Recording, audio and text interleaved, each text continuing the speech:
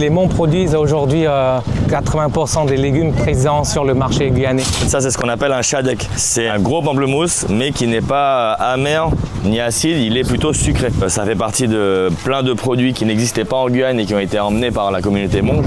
On est sur le marché de Supéco, sur la ville de Cayenne. C'est le point de vente des agriculteurs de cacao, Irakubo, Regina. Là, actuellement, j'ai récupéré l'exploitation agricole de mes beaux-parents. Ils étaient arrivés en même temps que les premiers Hmong. Aéroport de Cayenne-Rochambeau, le 4 septembre 1977. Ils sont fatigués par le voyage, mais aussi et surtout par les nombreuses épreuves qu'ils viennent d'endurer, la guerre d'Indochine, puis celle du Vietnam. Dans les années 70, il y avait une volonté de développer le domaine agricole sur la Guyane qui était quasi inexistant à cette époque-là. Donc c'est un administrateur des douanes qui s'appelait Pierre Dupont-Gonin qui a à ce moment-là pris connaissance de cette communauté-là d'agriculteurs Hmong qui étaient réfugiés de guerre. Et il a monté un dossier pour qu'on puisse accueillir cette communauté-là en Guyane dans l'idée qu'elle pourrait développer l'économie agricole par sa connaissance du domaine agricole et sa robustesse et sa force de travail. Ils ont atteint le fond de la misère et ils sont prêts à faire tout ce qu'ils veulent pour en sortir. Sous escorte militaire, les 45 pionniers sont directement conduits sur le site inexploité de cacao en pleine jungle. Ça va? Télévision brute. Je suis arrivé parmi les premiers en 77.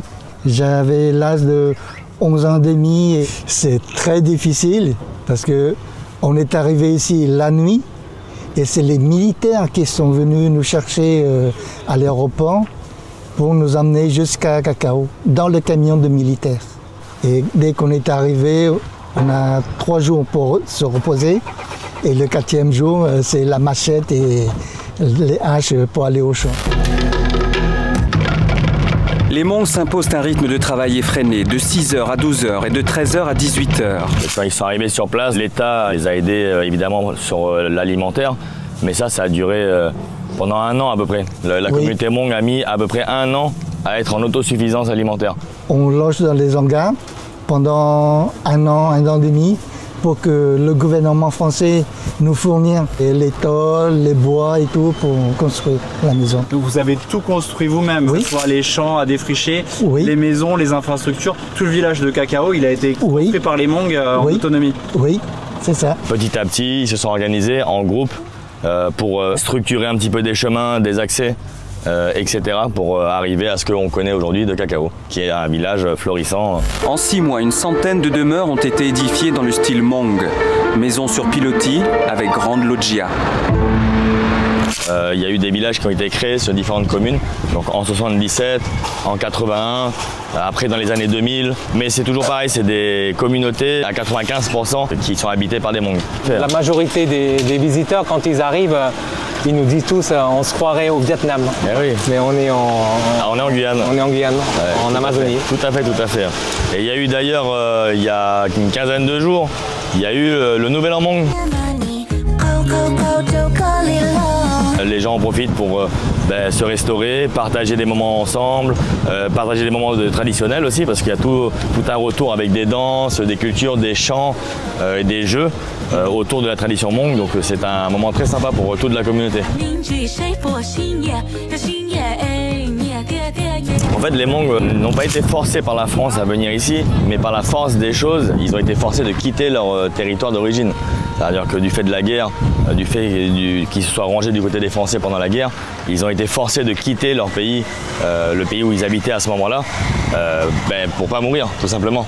Après, quand ils sont arrivés dans les camps de réfugiés, donc on les a donc considérés comme des réfugiés politiques, des réfugiés de guerre, il y a eu plusieurs choix. Donc la France a accueilli une bonne partie de la communauté. Je pense qu'aujourd'hui, ça doit représenter 50 000 personnes.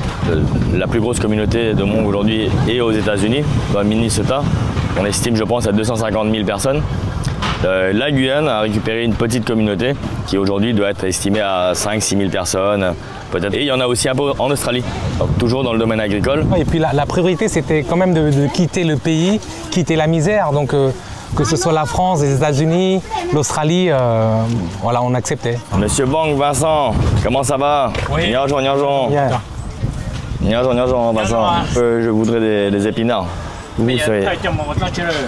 Fakite, fakite. Voilà, toi, y'a con rien. Tu vois, voilà. Ipochi, hop, tiens, moi, hop, on C'est quoi comme langue? c'est le Hmong, donc c'est la langue de parler de la communauté, donc c'est un dialecte, je dirais, plutôt qu'une langue. Et ça, ce sont de très beaux épinards cultivés avec amour par Monsieur Bang Vincent et sa femme. Ils sont des agriculteurs Hmong de la première génération. Et eux, ils sont de la commune d'Irakubo. Oui. Donc voilà, donc Irakubo, c'est une commune qui est très loin. Pour venir sur le marché, ça leur prend 2 heures à peu près, 2h30 de route pour pouvoir se rendre sur le marché. Donc on est à 160 km. Tu as quoi sur l'exploitation? Tu as des citrons? Pareil pour... Il y a beaucoup de choses. Hein. Mais pourquoi il ne vient pas beaucoup de choses? Parce que c'est la saison. Quand est-ce que vous êtes arrivé du coup ici en Guyane? 76. Je vis comme ça avec tous mes fruits. Je suis content avec.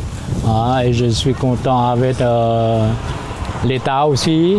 C'est quoi le ressenti global envers la France? Est-ce qu'il y a un ressenti un peu de reconnaissance pour l'asile ou est-ce qu'il y a un côté, vous nous avez un peu envoyé à la base de Casse-Pipe et on a dû se débrouiller tout seul? Alors en Guyane, je dirais la majorité des anciens sont reconnaissants envers la France de les avoir sauvés de la misère, sauvés de la guerre. Génocide. Ils ne regrettent pas du tout d'avoir aidé la France durant la guerre. La guerre d'Indochine. La communauté Hmong, la tradition Hmong a toujours été comme ça, vivre en communauté. Donc c'est ce qui se reproduit un peu en Guyane. Donc on a la communauté Cacao en 77. En 77 et aujourd'hui occupée par 90% de Hmong. Et la culture, elle continue, elle persiste, hein, évidemment. Ça, c'est le phénomène d'être regroupés tous ensemble d'une même communauté, d'une même culture, fait que ça continue. Donc les jeunes, les jeunes font des enfants. Donc il y a toute une culture qui est transmise au fur et à mesure de tradition, de la langue et tout ça. Malheureusement, quand même, avec le temps et l'évolution du monde, les jeunes changent aussi un peu et perdent un petit peu quand même les connaissances et le savoir. Parce que on n'est plus que Hmong. Les jeunes générations qui sont nées ici, on est Hmong, mais on est Guyanais et on est français. Parce qu'on est sur le territoire français, avant tout. Donc du coup, tout ça se mélange et se dilue un peu. C'est plus conséquent que ça. Ah, c'est plus rapide? Oui, alors dans les années 50, lorsque les jésuites sont arrivés, donc on a perdu déjà notre religion. C'est des pratiques culturelles qu'on a déjà perdues à moitié. Il ne nous reste que la langue. C'est ça. Et nos enfants, malheureusement, perdront aussi la langue. Ouais, aujourd'hui, on jongle avec les deux cultures, les deux manières de se comporter en communauté, on jongle avec tout ça. C'est vrai que les jeunes, ils parlent de moins en moins le Hmong. Hein, oui, c'est malheureux. Tu vois, mais bon, après, c'est partout dans le monde. Les anciens, ils ont tellement galéré avec la langue qu'aujourd'hui, ils veulent pas que les jeunes ils galèrent comme ça. Donc ils forcent les jeunes à être plus dans le côté français, dans le côté Hmong aussi. Hein. Et c'est un mal pour un bien, puisque aujourd'hui, nous avons des jeunes qui savent lire, qui savent écrire, et qui aujourd'hui facilitent grandement l'agriculture.